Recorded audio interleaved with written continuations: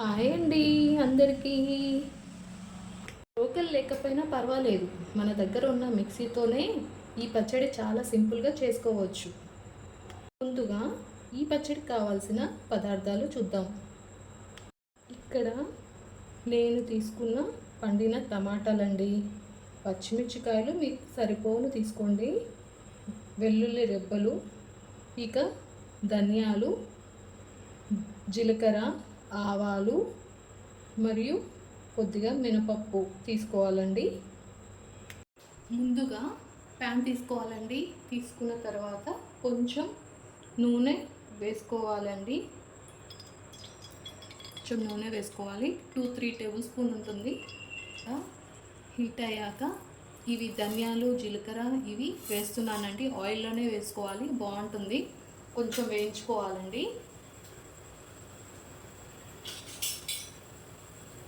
కొద్దిగా వేయించేసుకోవాలండి స్పూన్ తోటి, లైట్గా అలా వేయించేసుకున్న తర్వాత మనం పచ్చిమిర్చి తీసుకున్నాం కదండి, అవి వేసుకోవాలండి.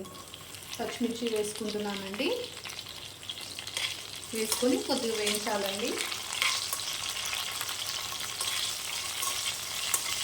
అయ్యాక టమాటా ముక్కలు వేసుకున్నామండి.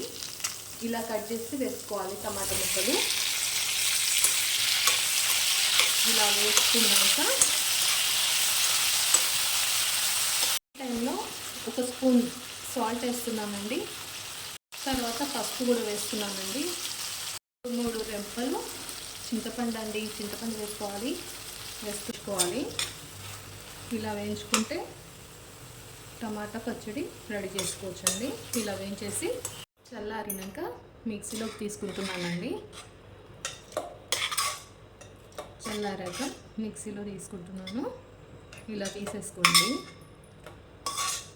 ఇలా మిక్సీ జార్లోకి తీసుకున్నాక అండి వెల్లుల్లి వేస్తున్నానండి. కొన్ని వెల్లుల్లిపాయలు, మరో కొన్ని వెల్లుల్లి వేస్తున్నానండి. చూడండి, ఇన్ని పడతాయి. 6 టమాటా కాబట్టి, కొన్ని పచ్చిమిర్చులు కాబట్టి ఈ వెల్లుల్లి రెబ్బలు అన్నీ పడతాయి. ఒక గుప్పెడంత తీసుకోండి చాలు. మూత పెట్టేసుకొని గ్రైండ్ చేసుకుందామండి. ఇప్పుడు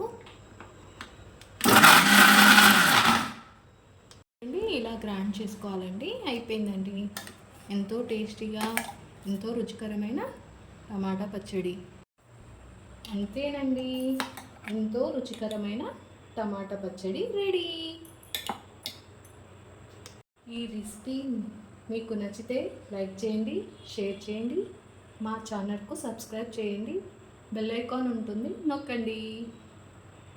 ఓకే అండి, బాయ్.